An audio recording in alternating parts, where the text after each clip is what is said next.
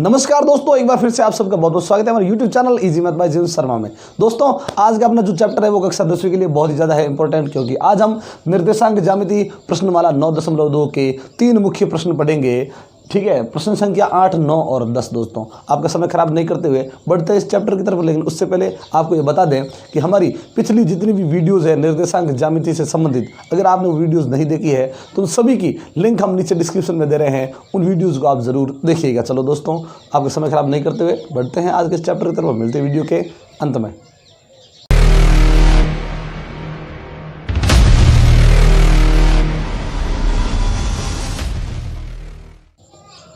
तो आज के इस प्रश्न में क्या है दोस्तों कि बिंदु P 3,5 लिखा है, इसके निर्देशांक बिंदु P बिंदुओं A और B को मिलाने वाले रेखाखंड को 4:7 के अनुपात में अंतःविभाजित करता है।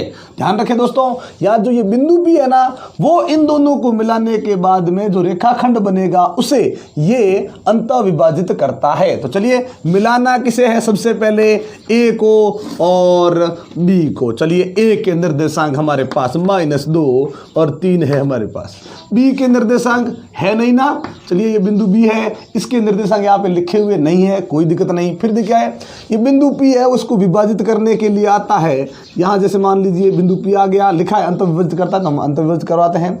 हाँ, तो अंतःविभाजित करने के लिए कौन आया 3,5, कोई दिक्कत नहीं। लेकिन जैसे ही वो अंतःविभाजित करता है वो उस रेखाखंड को 4:7 के अनुपात में बांटता है। ये अनुपात हो गए 4:7। अब शेष क्या रहा, पहला बिंदु हमारे पास है, निर्देशांक भी है, विभाजन बिंदु के निर्देशांक भी हमारे पास है, अनुपात भी है, बचा क्या बिंदु B के निर्देशांक। अब B बिंदु कौन सा है, ये पहला है और ये दूसरा है। और हमने आपको बताया था जब भी दूसरा जो बिंदु होता है उसमें x होता है 2 और y भी होता है 2। इस प्रकार से x2 और y2 रख लिया है और इस प्रकार से अब हम शुरू करेंगे और हमें बिंदु B के निर्देशांक ज्ञात करने हैं। लेकिन सबसे पहले ये ज्ञात होना जरूरी है कि आखिर यहाँ पे विभाजन की बात हो रही है, मतलब हम काम में क्या लेंगे, विभाजन सूत्र। लेकिन विभाजन सूत्र होता किसके लिए है, तो ध्यान रखें दोस्तों, वो विभाजन बिंदु के लिए ही होता है विभाजन सूत्र, x का और y का। लेकिन ये दोनों मान तो हमारे पास है, अनुपात भी नहीं पूछा गया है, पहला बिंदु भी नहीं पूछा गया है, दूसरा बिंदु ये पूछा गया x2 और y2। x2 से संबंधित है वो x के सूत्र में मिलेगा, y2 से संबंधित मान y के सूत्र में मिलेगा। तो अब करें क्या, कैसे लगाएं, किस सूत्र को लगाएं, तो दोनों का ही सूत्र लगाना पड़ेगा, क्योंकि x और y दोनों ही मान पूछे गए हैं। लेकिन ये दोनों मान कहाँ होते थे, क्या इन दोनों का सूत्र होता था, इनका कोई सूत्र नहीं होता था। अगर आपने सूत्र नहीं पढ़े हैं तो डिस्क्रिप्शन में लिंक है, उनसे जाकर आप सूत्र जरूर पढ़ सकते हैं विभाजन सूत्रों के बारे में। तो चलिए अब इनके लिए करें क्या, तो इसके लिए ध्यान रखें ये जो चीज होती है वो सूत्र के अंदर होती है। जितने भी अनुपात है, पहला बिंदु ये रहा, दूसरा बिंदु, ये सब सूत्र के अंदर होते हैं। सूत्र होता है विभाजन बिंदु का, लेकिन जब भी सूत्र के अंदर वाली चीज पूछी जाए उस कंडीशन में हमें क्या करना है, उस सूत्र को आगे ले जाना है जब भी सूत्र के अंदर वाली चीज पूछी जाती है। चलिए x और y दोनों के सूत्र लिखेंगे।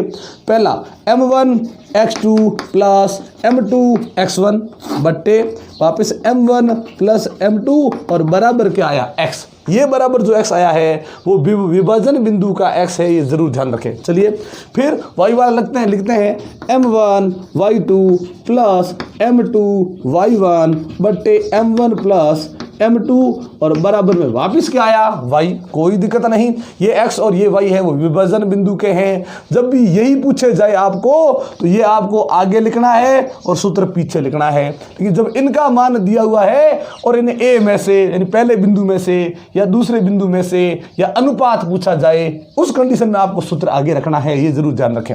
चलिए अब मान रखना शुरू करते हैं। m1 का मान कितना है 4 गुणा x2 का मान, x2 का मान क्या है दोस्तों, x2 ही है, मान है नहीं हमारे पास तो रखेंगे नहीं, प्लस फिर m2 कौन हुआ, m2 हुआ दूसरा अनुपात कौन 7, ये गुणा x का 1 ये कौन है -2, x का 1 है ना, ये -2 बट्टा में क्या है m1 प्लस m2 यानी 4 प्लस 7 रख दिया, दोनों का मान बराबर x। ये x कौन सा, विभाजन बिंदु का x, ये रख दिया 3। इसमें आते हैं m1 कितना है 4, ये रहा, गुणा y2 का मान है नहीं प्रश्न में, प्लस m2 कितना है 7, गुणा।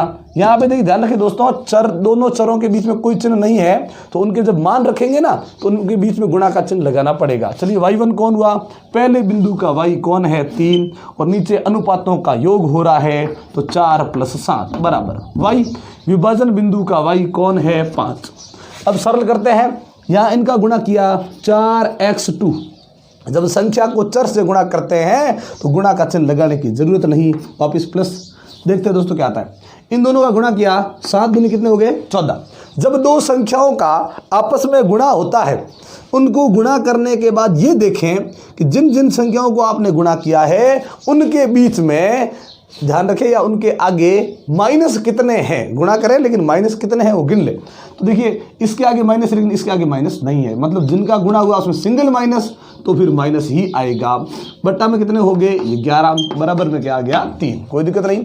इन दोनों का गुणा किया 4y2, इन दोनों गुणा किया 7 ये 21, माइनस है नहीं, और 7 और 4 कितना हो गए 11, बराबर में क्या आ गया 5।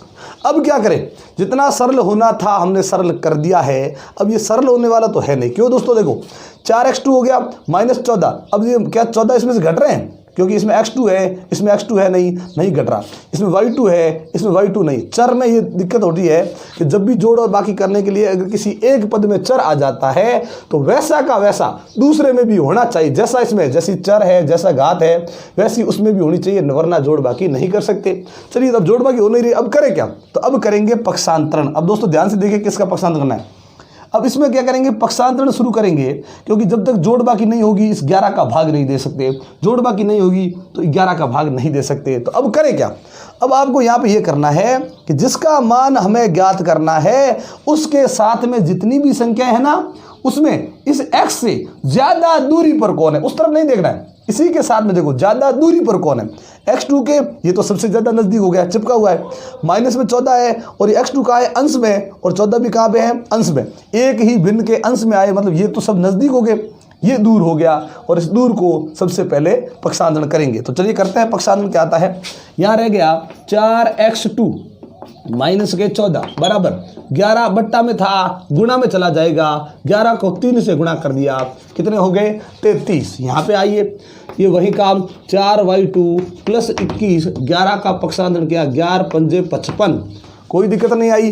अब क्या करें, वही काम x2 के जो नज़दीक है उसको नहीं, जो ज़्यादा दूर है उसका पक्षांतरण करेंगे। अब दूर कौन है -14, यहाँ पे ये दोनों नज़दीक थे, ये सबसे ज़्यादा दूर था। अब इन दोनों में देखा जाए तो ये दूर है, ये नज़दीक है, जो दूर है उसका पक्षांतरण करेंगे और उसका चिन्ह चेंज हो जाएगा। भाग में था ये गुणा में चला गया, अब ये माइनस का है ये वहाँ जाकर प्लस का हो जाएगा दोस्तों। तो चलिए कैसा होगा, 4x2 बराबर, वह सीधा बराबर लगे ना, ये माइनस के 14 वहाँ जाएंगे, लेकिन पहले से वहाँ पे क्या है 33, ये माइनस का 14 वहाँ गया, ये हो गया प्लस के 14। यहाँ आते हैं 4y2 यहाँ पढ़ाई है, वहाँ पे पहले से क्या है 55, ये उस तरफ गया माइनस का हो गया 21। चलिए घटाते हैं क्या आता है, जोड़ भाग करते हैं। अब यहाँ पे देखिए दोस्तों केवल क्या बचेगा, x2 ही बचेगा, क्योंकि अब ये संख्या 4 है और कोई संख्या है नहीं, इसी 4 का क्या करेंगे पक्षांतरण। लेकिन सामने देखिए दोस्तों क्या हो रहा है, या जोड़ है तो जोड़ कर लें, बाकी है तो बाकी कर लें, फिर ये 4 चला जाएगा कहाँ बट्टा के नीचे, क्योंकि गुणा में है वो बट्टा में ही जाएगा। चलिए इनकी जोड़ हो गई और जोड़ हमें प्राप्त हो गई 47 और ये 4 चला गया बट्टा के नीचे, तो ये 47 बट्टे 4 हो गए।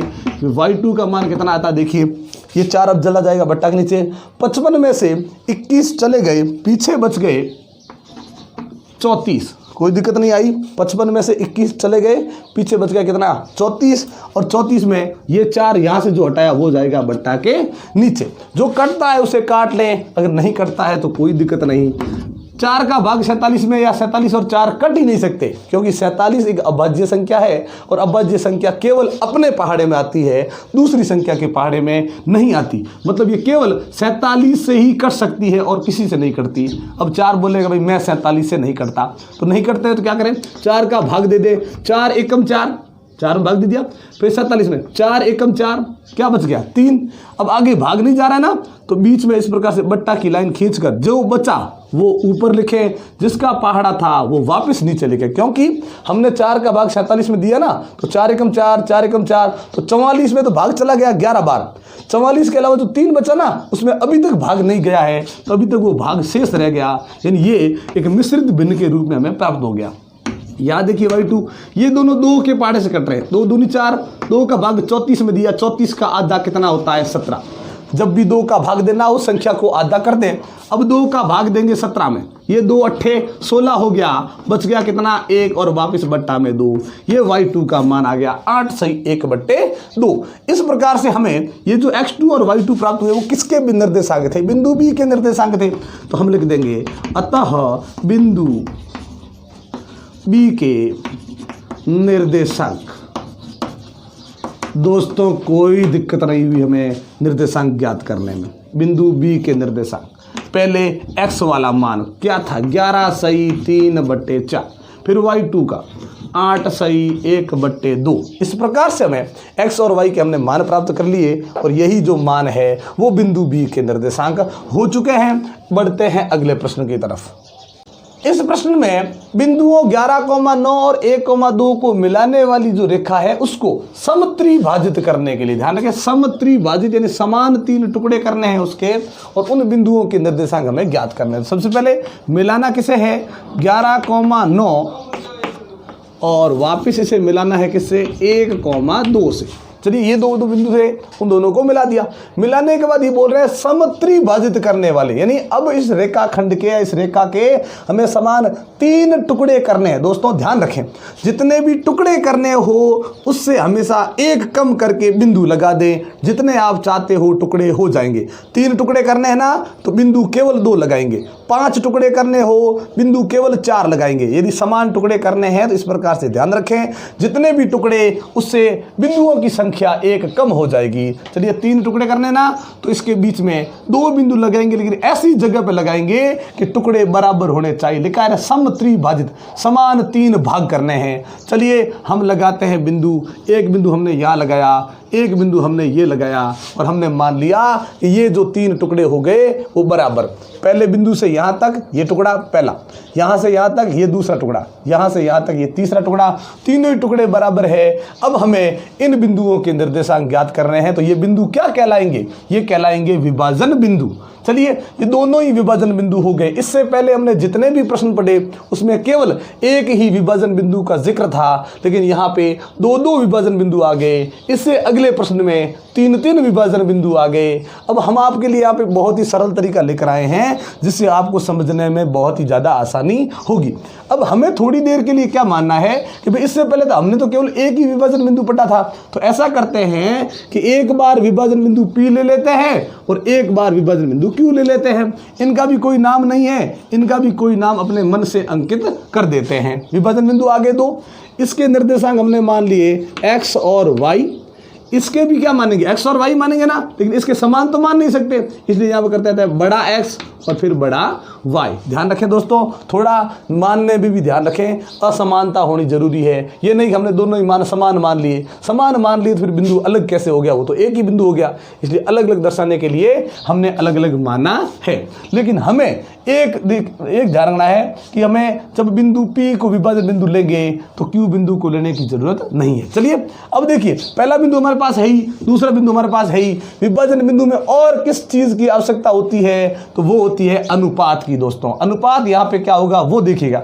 जब इस प्रकार से समान टुकड़े होते हैं ना, तो प्रश्न में हमें अनुपात नहीं भी दिया गया है तो भी हम अपने मन से यह अनुपात लिख सकते हैं। कैसे, देखिए इस बिंदु से इस तरफ टुकड़े कितने 1, इस तरफ ऐसे ही 2 टुकड़े इस तरफ हैं। ध्यान रखिए दोस्तों, इस तरफ तो 1 टुकड़ा है और इस तरफ 2 टुकड़े हैं और वो भी समान लंबाई वाले है ना, इसलिए ये बन गया 1:2। तो इस प्रकार से जब टुकड़े होते हैं समान, उस टाइम आपको यही ध्यान रखना है कि इस बिंदु से इस तरफ कितने टुकड़े हैं और इस तरफ कितने टुकड़े हैं, वही उनका अनुपात बन जाएगा। अब हम तो केवल बिंदु P की बात कर रहे हैं, तो हम यहाँ पे लिखेंगे केवल बिंदु P के निर्देशांक। अब हम आप कहोगे सर Q का तो कुछ माना ही नहीं, बिंदु मान लिया ना अभी तक, अनुपात नहीं मानना है क्योंकि हम आपके लिए बहुत ही सरल तरीका लेकर आएंगे। अगर आप अनुपात मानोगे तो दिक्कत होने वाली नहीं है, लेकिन एक समय में आपको केवल एक ही, ध्यान रखें दोस्तों, विभाजन बिंदु देखना है। ध्यान रखें, आपको केवल एक ही बिंदु देखना है, विभाजन बिंदु। तो चलिए बिंदु P के निर्देशांक, दोस्तों यहाँ बिंदु P लिखा है, बिंदु P के निर्देशांकों के लिए हम क्या कर रहे हैं, विभाजन सूत्र लगा रहे हैं। चलिए ये हो गया विभाजन सूत्र। अब विभाजन सूत्र के लिए वही काम, एक x का सूत्र होता है और एक y का सूत्र होता है। जब भी आपको विभाजन बिंदु के निर्देशांक पूछे जाए, आपको यही पहले लिख के, सूत्र वहाँ पीछे ही रहेगा। क्या सूत्र था, m1 x2 plus m2 x1 बट्टे m1 प्लस m2। y का क्या था, m1 y2 plus m2 y1 बट्टे m1 प्लस m2। चलिए x बराबर, हाँ मान रखना शुरू करते हैं। m1 का मान, यानी पहले अनुपात का मान कितना है, 1, फिर गुणा x2 का होगा दूसरे बिंदु का x का मान, यानी 1 वापस प्लस m2 कितना है, ये दूसरा अनुपात 2 गुणा x1, पहले में x का मान कितना है 11, बट्टा में हमें अनुपातों का योग करना है 1 प्लस 2, ये 1 प्लस 2। y वाले में आते हैं, y बराबर m1 कितना 1, y2 कितना ये 2 प्लस m2 कितना है ये रहा 2, फिर y1 कितना है ये रहा 9, बट्टा में अनुपातों का कर लेंगे योग।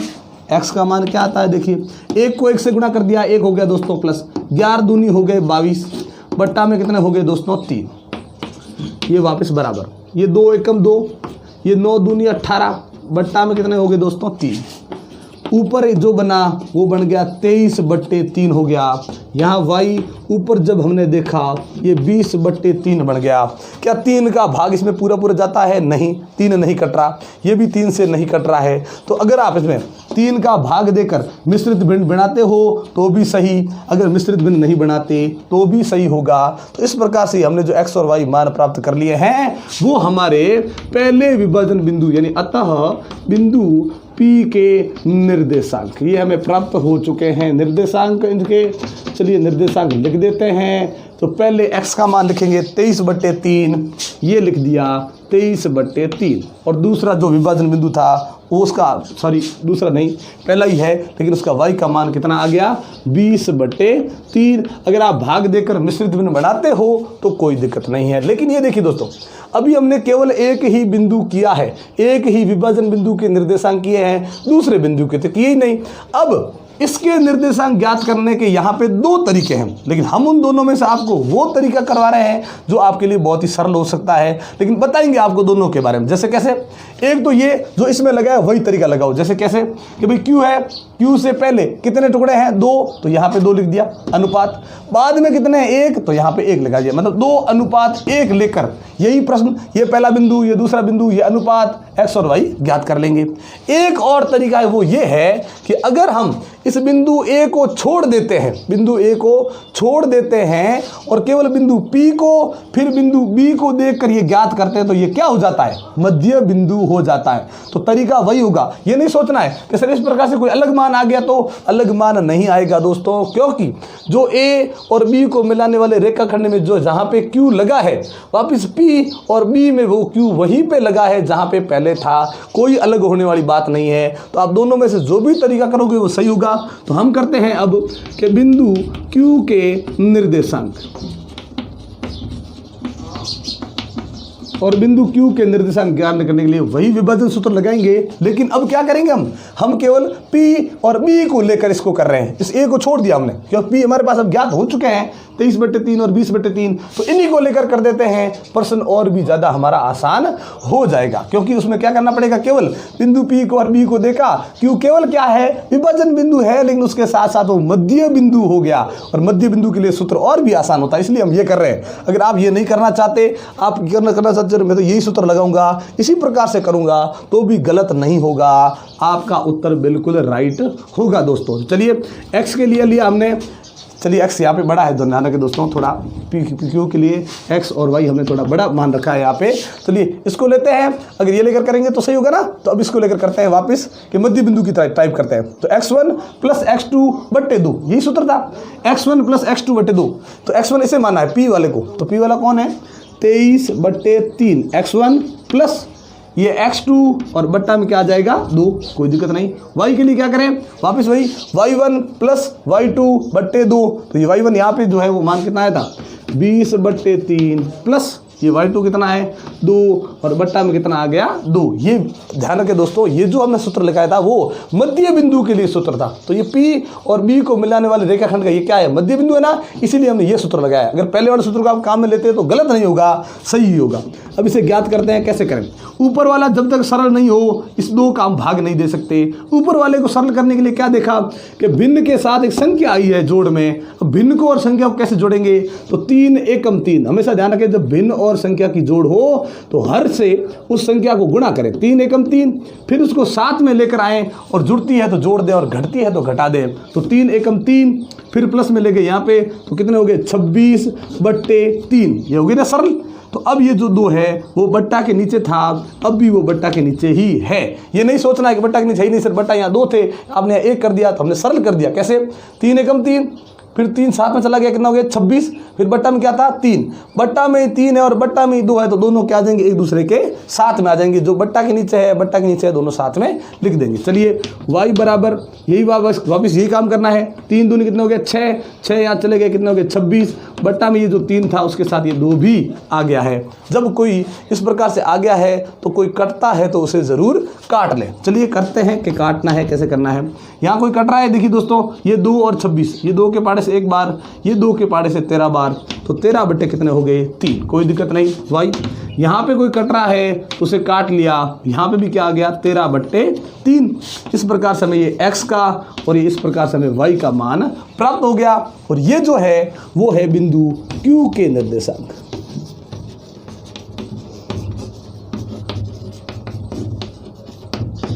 तो Q के निर्देशांक क्या हो गए 13/3, 13/3, दोनों ही मान यहाँ पे समान प्राप्त हो गए। ये नहीं सोचना है कि केवल ये मध्य बिंदु का सूत्र लगा दिया इसीलिए ये मान समान प्राप्त हो गए। अगर आपने यहाँ पे P बिंदु को, जैसे मैंने कहा था ना कि भाई पहले विभाजन बिंदु को देखा दूसरे को नहीं देखना है, उसी प्रकार जब दूसरे को देखा और पहले विभाजन बिंदु को नहीं देखते और इसी प्रकार से इन्हीं सूत्रों का प्रयोग करके अगर हमने ज्ञात किया होता तो भी हमें x और y का यही मान प्राप्त होता। तो ये शॉर्ट तरीका हो गया आपके लिए और आसान तरीका हो गया, इसलिए हमने आपको ये तरीका बताया है दोस्तों। इसी प्रकार से चलिए अपना प्रश्न कंप्लीट हो गया, बढ़ते हैं अगले प्रश्न की तरफ। तो दोस्तों इस प्रश्न में बिंदुओं -4,0 और 0,6 को मिलाने वाले रेखाखंड के 4 बराबर भाग करने हैं, यानी इन दोनों को पहले मिलाना है। -4,0 और ये हो गया अपना 0,6।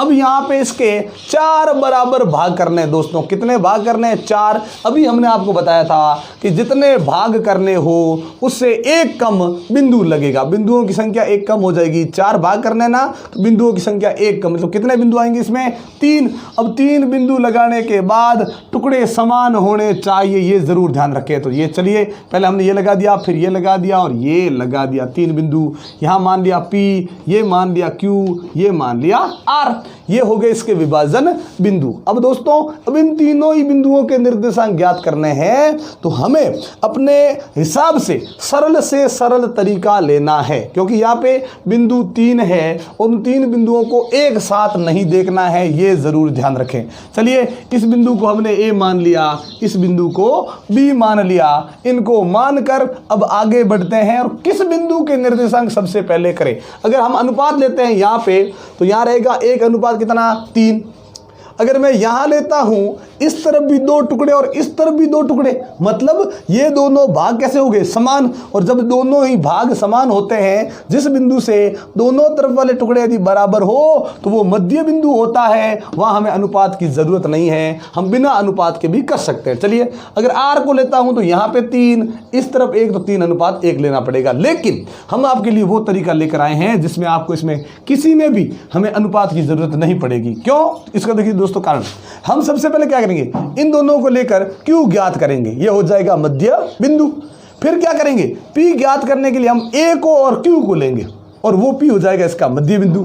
फिर क्या करेंगे, Q को और B को लेकर R हो जाएगा मध्य बिंदु। तो यानी हम इसमें मध्य बिंदु वाले सूत्र से ही सारे मान कर लेंगे, हमें कुछ और करने की जरूरत नहीं पड़ेगी। तो चलिए हम करते हैं शुरू। सबसे पहले बिंदु Q के निर्देशांक। बिंदु Q के निर्देशांक। अपना सूत्र Q के लिए वही, एक x का और एक y का। मध्य बिंदु वाला लेते हैं क्योंकि ये मध्य बिंदु है, तो x में x वाला, y में y वाला। चलिए x के साथ -4 प्लस का वो रहा 0 और बट्टा में कितना लिखेंगे 2। x वाले के साथ x वाला बट्टा में 2, फिर y वाले के साथ y वाला और बट्टा में 2। जो माइनस है उसे माइनस लिखना ही पड़ेगा। तो चलिए x का मान क्या है यहाँ पे, -4 प्लस के 0, -4 हो गया बट्टा में 2। यहाँ y देखिए कितना आता है, 0 + 6, ये 6 हो गए बट्टा में 2। यहाँ 2 का भाग दे दिया, माइनस के हो गए 2, ये x का आ गया मान। y 2 का भाग दिया 6 में, कितनी बार गया 3 बार, ये आ गया y का मान। और यही है बिंदु Q के निर्देशांक। चलिए ये हो गया बिंदु Q के निर्देशांक -2, 3, कोई दिक्कत नहीं आई। अब Q बिंदु के निर्देशांक तो हमें ज्ञात हो गए। अब Q बिंदु वाले जो निर्देशांक है वो हम यहाँ पे लिख देते हैं -2, 3। क्या अब हम P और Q कैसे ज्ञात करेंगे? तो P ज्ञात करने के लिए हमने ये देखा कि अगर इसके लिए हम A और Q को ही देखते हैं तो ये बिंदु P है, वो भी क्या हो जाता है, मध्य बिंदु। तो अब करते हैं बिंदु P के निर्देशांक। अब बिंदु P के निर्देशांक करते हैं और वही वापस काम x और एक होता है y।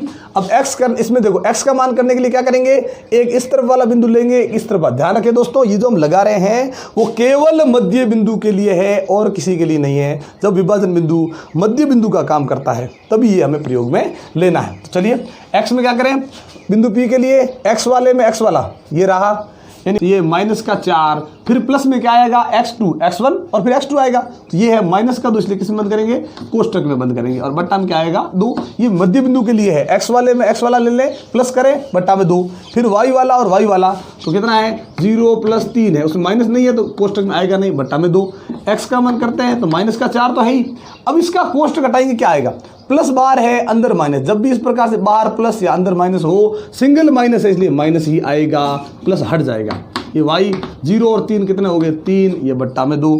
x बराबर ऊपर बन गया -6, -4 -2 तो माइनस का ही 6 बनेगा। ध्यान रखें दोस्तों, 2 का भाग दे दिया, ये आया -3, कोई दिक्कत नहीं। यहाँ पे y का मान करते हैं तो ये 3/2 ही होगा। मिश्रित भिन्न बनाने की जरूरत है नहीं, अगर आप भाग दे के बनाते हो तो भी सही होगी, गलत नहीं होगी। ये हो गए बिंदु, अतः बिंदु P के निर्देशांक। और ये निर्देशांक हमें क्या प्राप्त हो गए, -3,3/2। ये आ गया अपना बिंदु P के निर्देशांक -3,3/2। अब हमें बिंदु R के निर्देशांक ज्ञात करने हैं। किस बिंदु के, बिंदु R के निर्देशांक। अब R के निर्देशांक के लिए कौन कौन से बिंदु लूं, तो इस तरफ मैंने ले लिया Q, इस तरफ ले लिया B, क्योंकि ये भी Q और B का क्या है, मध्य बिंदु। तो Q वाले और B वाले हमें निर्देशांक काम में लेने हैं, इनको काम में नहीं लेना है। तो इसके लिए भी करेंगे, एक x होगा, एक y होगा, इसके लिए R के लिए। तो R के लिए वही x वाले में क्या करेंगे, इस तरफ भी x का मान, इस तरफ भी x का मान। x का मान क्या है, -2 और 0, तो ये पहले x आया, फिर प्लस ये 0 और बट्टा में 2। y वाले में इसी का ये y है, ध्यान रखें दोस्तों। ये लिखने के लिए क्या करेंगे, इस तरफ y, इस तरफ y, यानी 3 प्लस कितने 6 और बट्टा में क्या आ जाएगा 2। x बराबर -2 प्लस 0 करेंगे, प्लस 0 का कोई मतलब नहीं। y बराबर 6 और 3 कितने हो गए 9, तो x का मान यहाँ पे बन गया -1। 2 का भाग 2 में दे दिया 1, सिंगल माइनस आगे लगा है तो आगे लगा रहेगा। और y बराबर ये 9/2 है। अगर आप भाग दे के मिश्रित भिन्न बनाते हो तो कोई दिक्कत होने वाली नहीं है, वो भी आपका आंसर है वो बिल्कुल राइट होगा। तो चलिए अब करते हैं, अतः बिंदु R के निर्देशांक।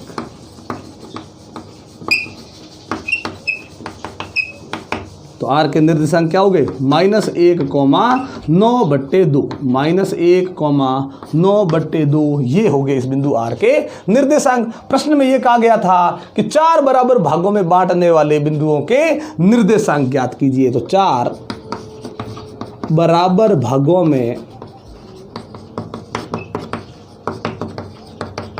बांटने वाले बिंदुओं के निर्देशांक।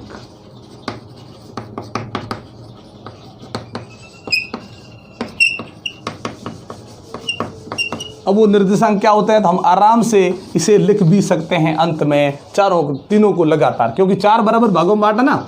अभी आर का हमने ज्ञात किया था ना, -1,9/2 आया था। अब देखिए दोस्तों क्या करना है, अब हमें उन बिंदुओं के निर्देशांक बता देना, कौन कौन से बिंदु थे, पी, क्यू और आर। तो सबसे पहले हमने ज्ञात क्यू किया था, लेकिन अब सबसे पहले देखिए यहाँ पे क्या है, बिंदु पी माना था ना हमने, तो पी लिया, तो पी के क्या हो गए, -3,3/2, कोई दिक्कत नहीं आई। फिर बिंदु कौन सा है, कॉमा लगा दें क्यू, और क्यू में क्या है, -2,3, तो ये -2,3। फिर क्या है बिंदु आर, और आर के निर्देशांक क्या है, -1,9/2। ये वो 3 बिंदु है जो बिंदुओं -4,0 और 0,6 को मिलाने वाले रेखाखंड को समान 4 भागों में बांटते हैं। तो दोस्तों इस प्रकार से आज हमने 3 मुख्य प्रश्न कंप्लीट कर लिए हैं, और इससे अगले जो शेष प्रश्न है वो हम अगली वीडियो में आपके सामने लेकर आएंगे। तो ये वीडियो आपको कैसी लगी है मैं कमेंट बॉक्स में लिखकर जरूर बताइएगा। अच्छी लगी हो तो लाइक और शेयर कर दे। एक बार आप सबका बहुत बहुत धन्यवाद चैनल को सब्सक्राइब करने के लिए और हमारे वीडियोस को लगातार देखने के लिए। लेकिन अगर आप हमारे चैनल पर नए हैं और हमारी वीडियो को आप पहली बार देख रहे हैं दोस्तों, तो हमारे चैनल को सब्सक्राइब करना मत भूलिएगा और बेल आइकन दबाना भी मत भूलिएगा दोस्तों, ताकि इस प्रकार के इंटरेस्टिंग वीडियो हम आपके लिए लेकर आएँ, नोटिफिकेशन आपको मिलती रहे। इसी प्रकार के इंटरेस्टिंग वीडियो देखने के लिए जुड़े रहे हमारे साथ। तब तक के लिए नमस्कार, जय हिंद, जय भारत।